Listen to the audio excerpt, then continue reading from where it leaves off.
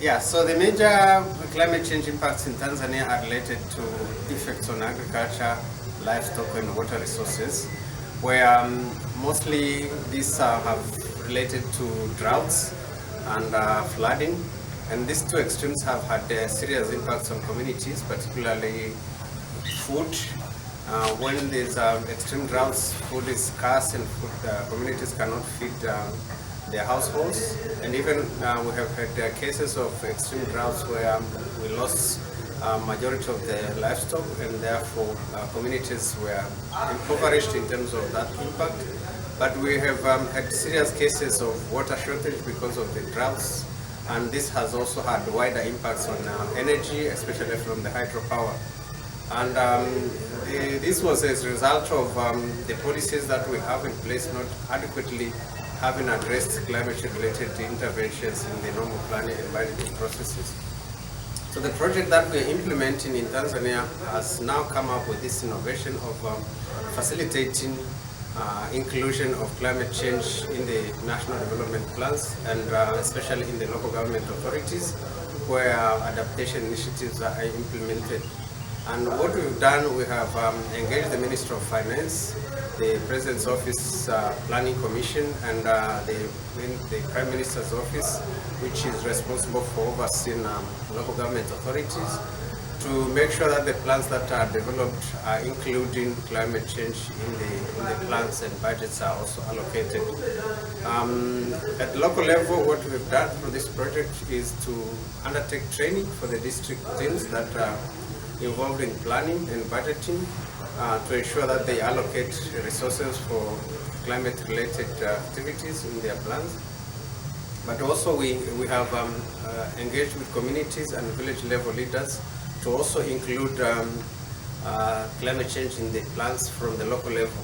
And what we've done is to use the existing tools. For instance, at the national level where the planning is top-down, what we've done is to work with the Minister of Finance to ensure that the guidelines that are issued for planning and budgeting do include directions on climate change. So climate change is now being mainstreamed in the national plans. But at local level, what we've done, we have used the planning tool, which is now in practice through the Prime Minister's Office. It's called Opportunities and Obstacles to Development. This is a development planning tool, and we have also worked with the districts to ensure that during the identification of interventions in the local level, this tool also includes climate change initiatives. The challenge that we faced is related to resources to implement these initiatives. As a poor country, we have a lot of priorities, and therefore climate change at this stage has not received a lot of priority in terms of interventions. And the other issue is related to technology, because implementation of climate change related initiatives at local level requires appropriate technology, and some of these have not been developed or have not been made popular in some areas, and therefore we still have a lot of work to do in terms of creating awareness and introducing these technologies to local level, but also the capacity development in terms of supporting communities to apply these technologies, and also to ensure that implementation of the identified priorities are sustained. At this stage, we are still working on project-based, project-supported initiatives, and what we want to find out ultimately is that climate change interventions are mainstreamed in the national plans and district plans. And what is your biggest challenge? The biggest challenge is at this stage we are still piloting.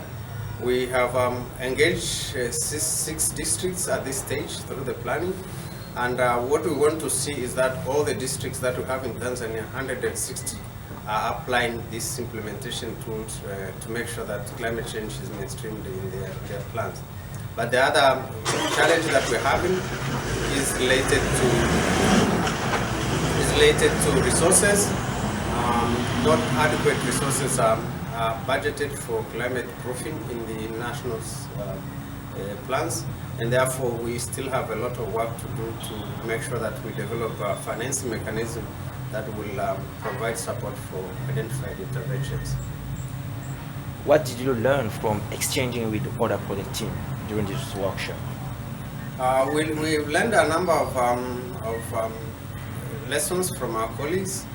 What was significant, for instance, is our Malawi colleagues who have now developed a business plan which will enable them to raise resources to implement their strategy. In Tanzania, we have a national climate change strategy which is not funded at this stage, and therefore what we have picked from our colleagues is to now develop a business plan for that strategy. But we have also seen our colleagues who have really come up with pilot innovations related to implementation of climate change in their local communities, like the use of solar power in terms of pumping water for small-scale irrigation, but also integrated land use, which was an example from Cambodia.